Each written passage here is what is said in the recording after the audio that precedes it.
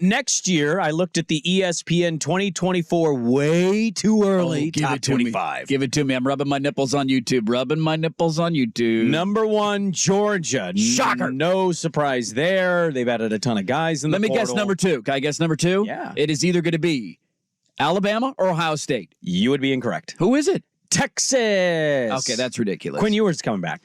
Yeah, they're also losing both. They're losing all their defensive linemen and their 2 wide receivers, and they have got a lot of guys in the portal, and they're recruiting at a high level. They've got Matthew Golden and Ryan Wingo at receiver coming in. Collins, Simmons, Kobe Black, Andrew Makuba. You know all these guys? You know their grades? Makuba is a Clemson transfer. I know that, but some of the other guys you mentioned are going to be true freshmen next year, who were very highly touted recruits, but not often do freshmen come in and make that big of an impact. Number 3. Your Oregon Ducks. Hey, look at that. A lot of expectation. Lanning's at the title game last night. You're just scouting it out, man. Seeing what it's like. Lay it land. Well, I was thinking about the Big Ten because now Washington and Oregon and USC and UCLA are in the Big Ten. And I don't know what to make of Washington. We, on this show at multiple times, have both had moments of doubting if they'd win games, and they proved us wrong. But no Penix, no Odunze, no Trice. You're losing some dudes here. A lot of dudes. And they don't recruit at a high level, as you noted before on yesterday's show. I don't know what to expect in the Big Ten next year from Oregon and Washington. Can Washington get back to the playoff, even though it is a 12-teamer?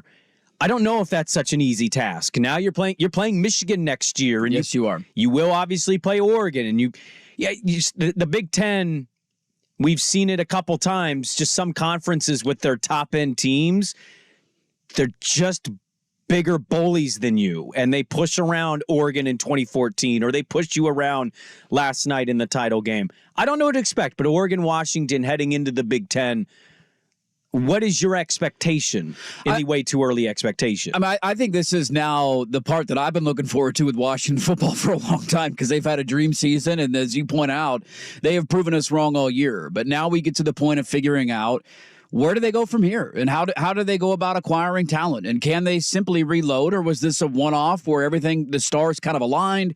You won a lot of close games. You had a lot of 6th and 7th year college football guys, one on these margins and little plays along the way that went your way. And is this a one-off season, and you're going to regress back to the mean a little bit? Like we saw TCU make the national championship last year. What did TCU do this year? They lost a lot of their team. They couldn't quite reload at that same clip. And I'm not saying TCU will never be back, but they fell off. And I'm not saying Washington's not going to go to a bowl game next year.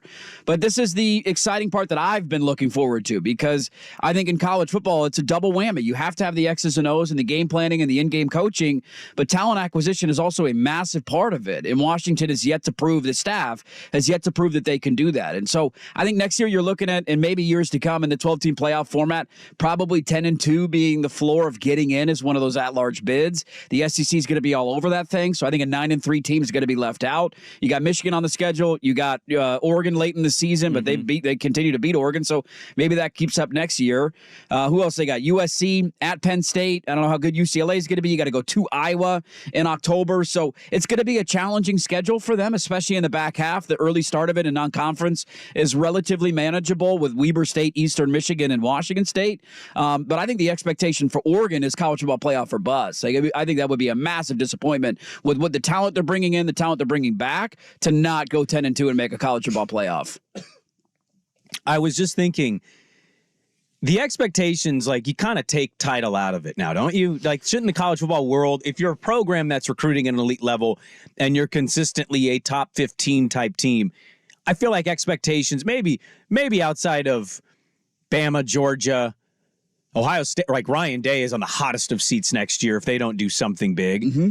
And maybe Michigan, but they've probably bought themselves a year or two before that fan base goes rabid again. Well, we'll see what happens with Harbaugh leaves, too, because I still imagine that's going to happen. There's just, what I'm saying is there's only so many teams that realistically, and I still don't think it's realistic, go in and like, we got to win the title, otherwise it's a failure. No. I don't think most fan bases are operating in that sphere. No, get back to the dance. And then when you get to the dance, anything can happen. You just need matchups to be right. 12-team playoffs, somebody gets hurt, you get a break that goes your way, and you got a chance to win it. Maybe you host a game or something like that. But playoff should be the ultimate goal. Washington achieved that goal this year, and that'll be the goal for Oregon. And I'm fascinated to see how this goes for the Huskies because this was a dream season for them. But there's a difference, though, between getting to the top of the mountain one time and being able to compete for the mountaintop year in and year out in college football, and that's the question that they have to prove. Quickly, before we go to the second hour and hear from Jim Harbaugh and Kalen DeBoer, give me of these four teams your way too early power ranking of how they will finish in the Big Ten next year.